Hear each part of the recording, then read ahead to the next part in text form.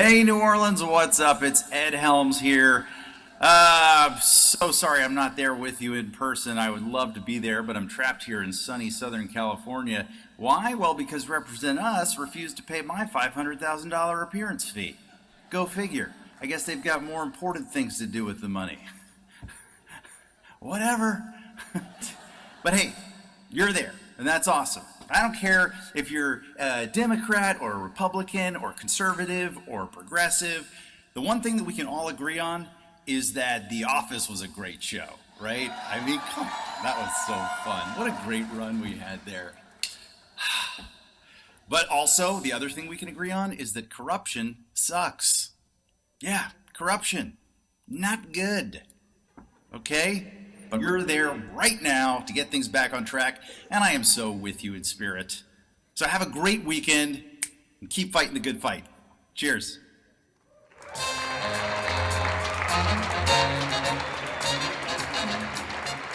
Ladies and gentlemen, put your hands together for Adam Yenser.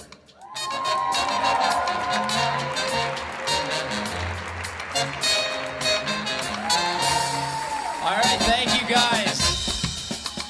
Give it up for me, the least famous person at this entire event.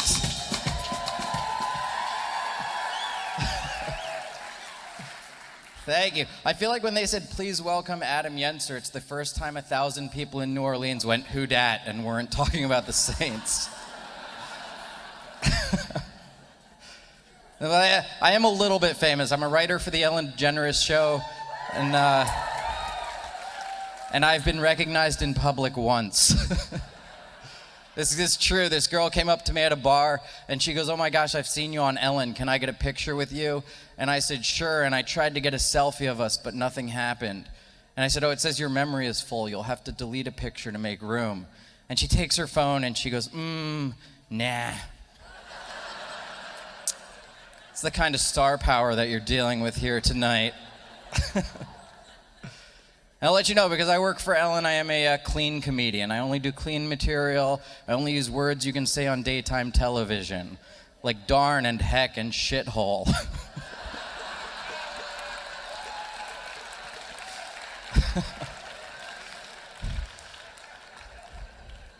Now, before I came out here, they did give me an announcement they wanted to make. This is really, said the buses are not leaving at 10:30. They're leaving at 11 or whenever this event is over. So you don't have to worry about catching a bus or anything like that. There's no way to make that funny. They just gave me that announcement to make. They couldn't have Ed Helms record that ahead of time. No, but give it up for Unrig the System. This is a great event. They're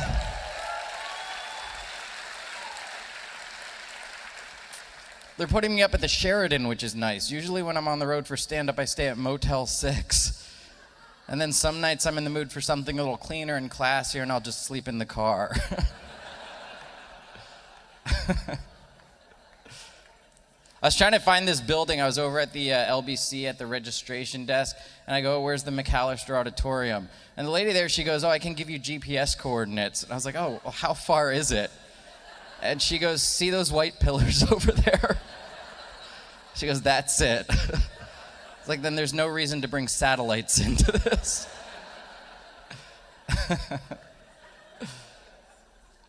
Oh, this really is a great event, though. It's nice to see people from both sides of the aisle coming together to get money and corruption out of politics. We all have the same message for Washington, and I think we picked the right place to deliver it. Because if there's one city the federal government never ignores, it's New Orleans.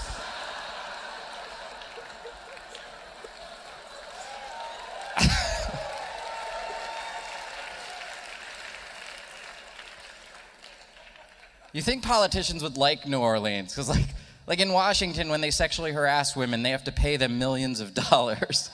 Down here, you just have to give them a bead necklace. Then if you have another bead necklace, you can do it again. I think we do have to get our government working again, though. It's completely dysfunctional right now. There was a government shutdown last week.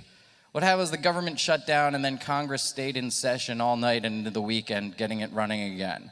So how our democracy runs is when the government shuts down and they're not supposed to be working, they stay late and work. Then when they get it running again, they're supposed to work. They're like, all right, let's take off and play golf.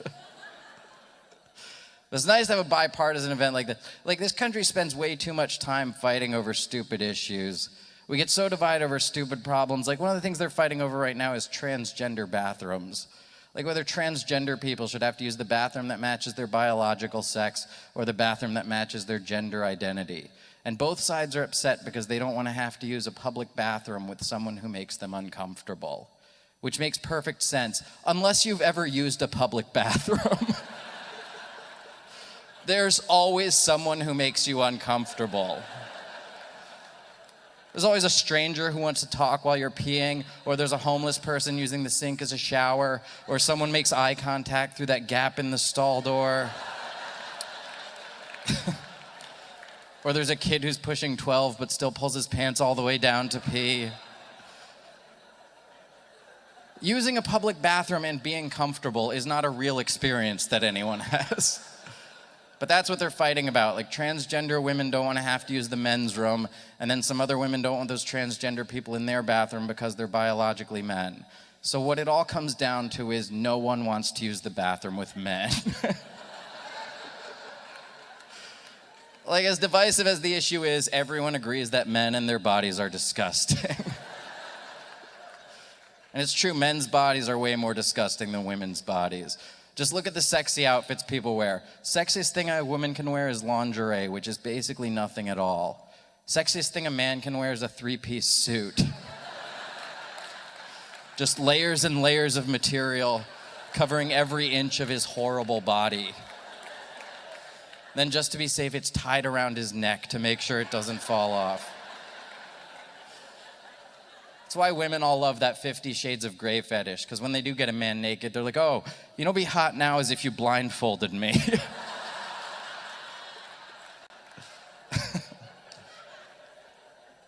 I do think it's weird that women carry an entire purse with them everywhere they go and all guys have is a wallet. Like, why do women need something 10 times bigger to carry 30% less money?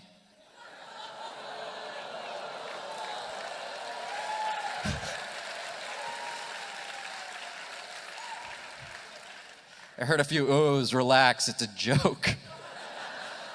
The gender wage gap is a joke. It's been debunked over and over again. I have to do a few jokes like that just to prove there really is a conservative comedian on stage. And they say the economy's getting better now, like the unemployment rate is down, people are getting back to work in this country, which sounds like a great thing at first, but as far as I can tell, it's just because everyone became an Uber driver. The government always wants you to think this country is creating jobs, but it's not. This country created one job, which is Uber driver, and then we all signed up for it. So now our entire economy is based on the fact that we take turns giving each other a ride to the airport in exchange for the same $30. Everyone Ubers now. No matter what they dream of doing, their fallback plan is to become an Uber driver. Which is weird because when I was in philosophy class studying Nietzsche, they taught us that an Uberman was someone who could accomplish anything. But in the real world, it turns out an Uberman is someone who's failed at everything and probably majored in philosophy. Even when I do jokes that are a little divisive or about controversial issues, I try to find a way that, both sides can come together and reach some sort of compromise.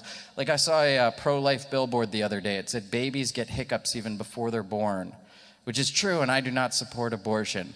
But I bet a visit to the clinic would scare those hiccups away.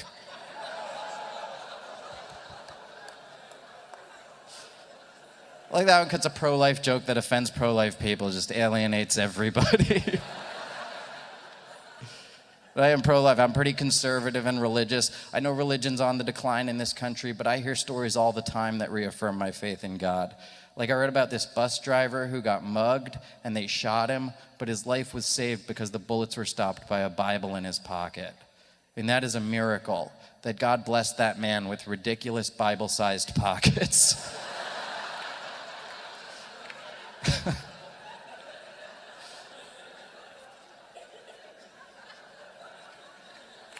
I am a Republican. I know some people don't like Republicans. They call us bigots all the time, which doesn't even make sense anymore. We had one of the most diverse primaries in history.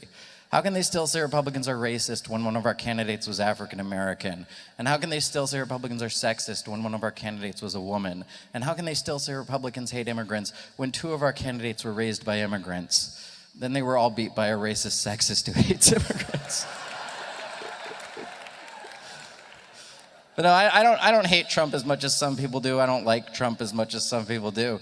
But I'll be honest, as a comedian, I am glad Donald Trump won. It's not because he's easy to write jokes about. He's not. As a comedian, I am glad Donald Trump won because now the rest of America knows what stand-up comedy contests feel like. This is what happens. The person who spends years developing their material and thinks they just deserve to win never walks away with the prize. Because the crowd always votes for some new guy who yells hacky things as loud as he can. Like, I didn't vote for Hillary Clinton, I don't like her, but I can sympathize with her. I know what she's going through right now. Because as a comedian, I too have lost big career opportunities to people who talk about Mexican stereotypes and imitate disabled people. Trump is basically the first celebrity to steal Carlos Mencia's act. I have done stand-up for more conservative crowds before. I once did a show in Anchorage, Alaska, which is a beautiful city, but they're like way more conservative than most big cities. Like most big cities have gay neighborhoods. Like out in Los Angeles, we have a West Hollywood. In New York, they have an area called Chelsea. Chicago has Boys Town. San Francisco has San Francisco. But Anchorage isn't like that. Like the gay area of Anchorage is just called Steve's house. Steve is saving up to move to San Francisco. Before I get out of here, I do want to thank Unrig the System one more time. Give them a big round of applause, everybody.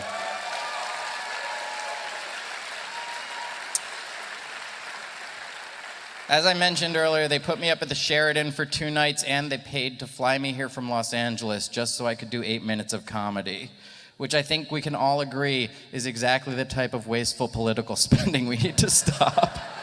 All right, thanks a lot, guys. Enjoy the rest of the night.